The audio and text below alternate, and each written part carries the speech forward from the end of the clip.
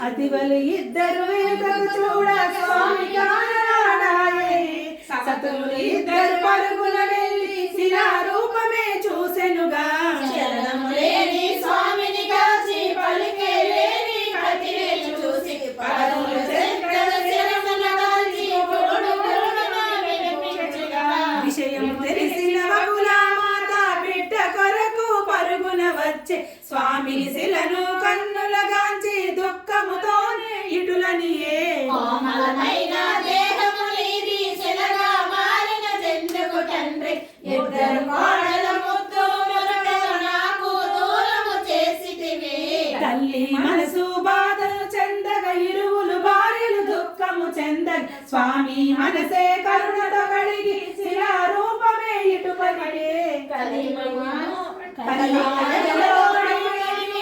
ఇటుల దుఃఖము చెందిన భావ్యము కాదు గతము అంతా ఒక వైనములు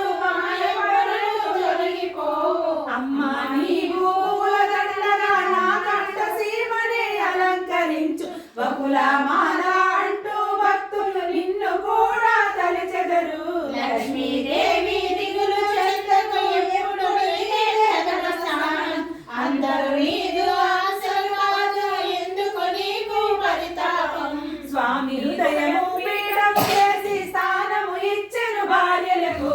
లక్ష్మీదేవి పద్మావతిని చేయి ఒక వైపు కూర్చోబెట్టి బహుళ మాత మాలగ మారి స్వామి కంఠము చేరెనుగా లక్ష్మీదేవి ఆశను పంపి అలివే మంగళ వెలసెనుగా కొండమాను చక్రవర్తి స్వప్నము ఒకటి కాంచెనుగా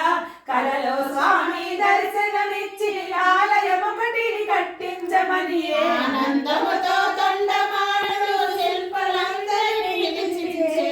వాస్తురీతిగా గోపురములతో ఆలయమునే నిర్మించెనుగా వంటశాలలు ధాన్యపు శాలలు చందన శాలలు నిర్మించే ధ్వజస్తంభ